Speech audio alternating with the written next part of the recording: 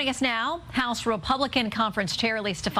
Welcome back to Fox News Sunday. Great to be with you, Shannon. Okay, so let's start here. We have this possibility of a government shutdown days away. Analysts say mostly because of internal strife within the GOP. Axios puts it this way: Republicans have fallen into a state of paralyzed chaos with no obvious exit ramp in a government spending fight of their own creation.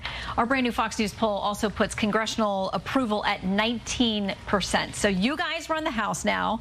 What do you tell the American people about the fact that we can't even move a defense bill to fund our troops? Well, we're in a very good place. I've been engaged in conversation with members as well as Speaker McCarthy over the weekend. We are working through this, and I'm optimistic that we will continue to move the appropriations process forward. And that includes the DOD appropriations bill. That also includes potentially a continuing resolution to ensure that we do not face a government shutdown. But what's really important here, Shannon, is on behalf of the American people, we know inflation is one of the top concerns. 91% of the American people are concerned about inflation. We have to rein in this reckless, out-of-control spending that we've seen under the Biden administration. Well, and that is what your most conservative wing is worried about. They say they made deals, they agreed to a budget deal, there were spending caps, priorities, all those kinds of things they don't think are going to be honored in this new batch of spending bills. You've got Matt Gaetz, one of them, very vocal. He's threatening to call this motion to vacate to force the speaker out, or at least force a vote on him if he doesn't get what he believes was agreed to, which is cutting and fiscal austerity and dialing things back.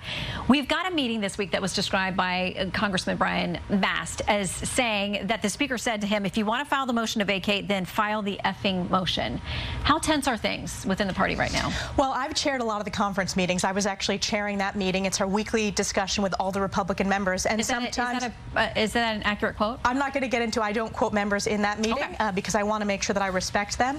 But Speaker McCarthy's support is strong within the conference, and he has said that he's going to continue doing his job leading this conference. So I'm confident we will work through this, and certainly the majority of members, and I believe the speaker will survive any type of motion, but I don't even think it's going to get to that, Shannon, because as I said, we are going through great productive conversations with our members, including from the House Freedom Caucus, as well as the Republican Study Committee and the broad Republican Conference, to work through this appropriations process, but while also standing up for fiscal responsibility and being good stewards of taxpayer dollars and reining in this out-of-control spending. So all of this is going along the backdrop now of a formal impeachment inquiry. Just a few weeks ago, earlier this month, the speaker had said that this would go through a House vote. It wouldn't be the call of one person. It didn't. Is that because you don't have the House votes? Well, if you look at the precedent here, Speaker Pelosi started the House impeachment inquiry about a month before there was ultimately a vote. So the speaker can call a vote at any time. That's up to his decision to do so.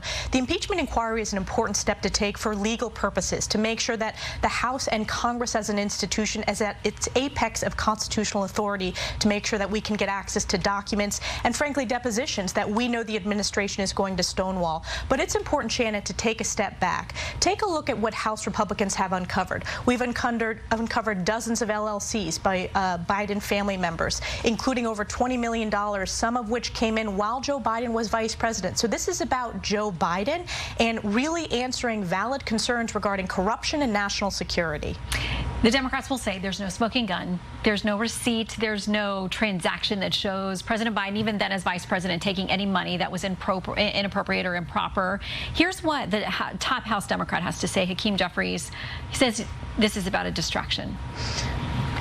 Extreme MAGA Republicans have launched an illegitimate impeachment inquiry that is a kangaroo court, fishing expedition, and conspiracy theater rolled into one.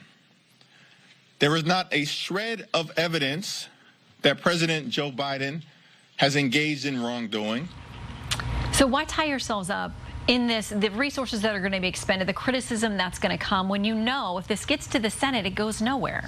Well, first of all, Shannon, I believe transparency and good governance is very, very important for any Congress. And we know that Joe Biden started off saying that he had no knowledge of Hunter Biden's business dealings, and then the White House quickly shifted their story to say Joe Biden had no involvement. We know, as we continue to uncover the facts, that's simply not the case. Joe Biden was involved with phone calls with Hunter Biden's top 4 foreign clients.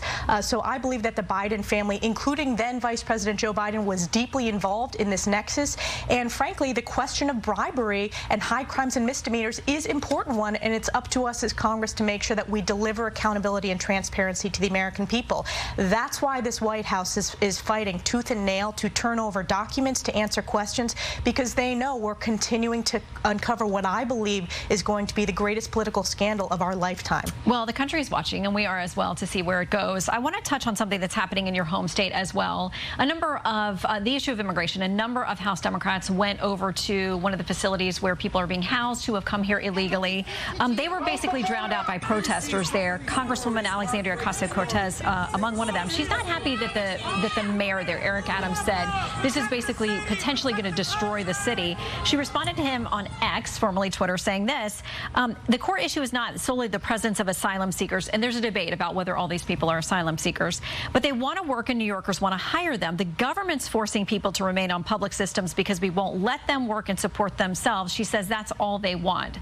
So would you favor work permits for people who are here and want to work and are subsisting on government funding that, Eric Adams says is now going to overwhelm the city?